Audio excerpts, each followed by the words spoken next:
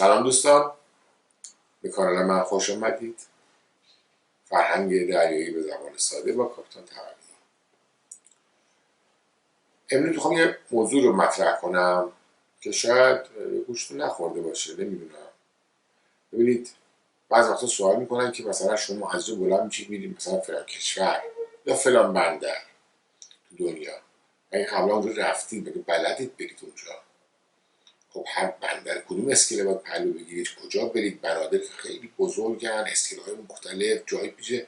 از کجا میدونن که کجا باید پهلو بگیرن بچسبن؟ از کجا کاپیتانا متوجه میشن؟ خب یک شغلی در دریا وجود داره به نام پایلوت یا راهنما.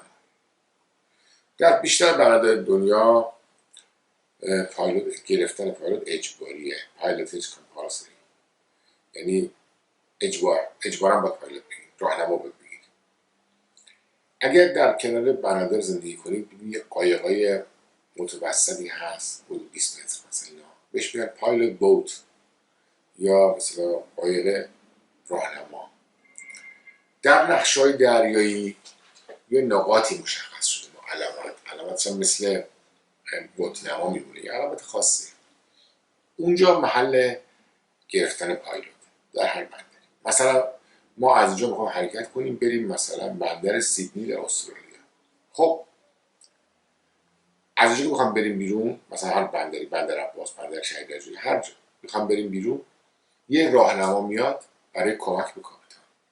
این راهنما پایلوت کارش اینه که به کاپیتان راهنمایی کنه. چرا؟ برای که اون راهنما و پایلوت اون بندر خاص رو به خوبی میشناسه، خیلی خوب میشناسه، کجا عمق کمه، کجا عمق زیاده، الان جریان آب چطوره. علاوه بر این که چند تا یدککش با اون همکاری میکنن که برای مثلا کشتی بزرگ، که این یدککش‌ها که مثلا شناورای تقریبا کوچیک هستن ولی با قدرت زیاد، طول کم ولی قدرت خیلی زیاد، کارشونه که کشتی بزرگ رو هل میدن یا میکشن به تنها. خب این کار تیمیه. اون پایلوت، اون راهنما با اون تیمی که تو یدککش‌ها هستن اکثرا همزبون هستن و اصلا همدیگه رو مغز همون میخونن، مثل یه تیم فوتبال با هم کار کردن و میفهمن ندارن چی میگن. اگه یه کاپیتان غریبه بخواد به اون یدکش مثلا حالی کنه که چیکار باید بکنه یا نه، حتما یه مشکلی پیش میاد. بنابراین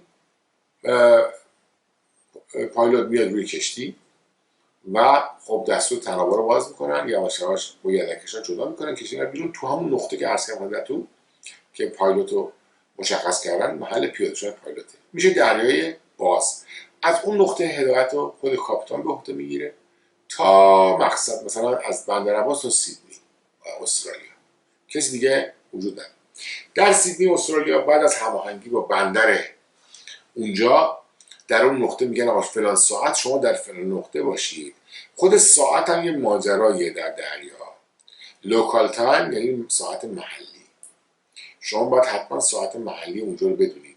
تازه وینتر تایم و سامر تایم هم داره، مثل خودمون هست که ساعت رو میکشتن جلو میکشتن عقب. این باید قبل دیده شده باشه، یعنی بتونی هماهنگ باشید چه ساعتی کجا. این خودش یه مسئله است. در یه ساعت مشخصی میگید برای در اونجا در اون نقطه و پایلوت راهنما میاد سوار میشه. ببینید پایلوت و راهنماست، همواره و تا ابد مسئولیت با شخص فرمانده است. اگه فرمانده کشتی، کاپیتان کشتی تشخیص داد که این پایلوت یا این راهنما حالش خوب نیست، بلد نیست، حتی معمولا بلدن ولی یا مثلا بعضی مست کرده پیش اومده ها، فرمانده اون اختیار ازش میگیره، کنترلش میگیره، چون اگر تصادف پیش بیاد مسئولیت با فرمانده است. خیلی جالب. خب میره اونجا و اون پایلوت میاد سوار میشه. دیگه پایلوت هستش که در پل فرماندهی دستور سکان میده، دستور موتور میده، به یدک‌ها دستور میده تا زمانی کشتی رو پهلو بگیره، ولی باز مسئولیت با فرمانده است. در ناوهای جنگی یه خود موضوع متفاوته.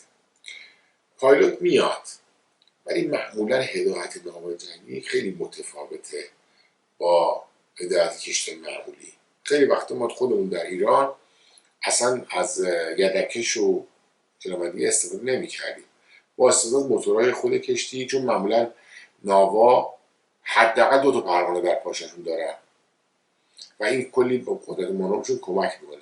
ناوا تک پروانه و تک شاف کمن، 2 تا شاف دارن، بهشون میگن دابل سکرو. حتی بعضی ناوا 4 تا پروانه دارن 4 شافت هستن و 4 پروانه با خودمون داریم.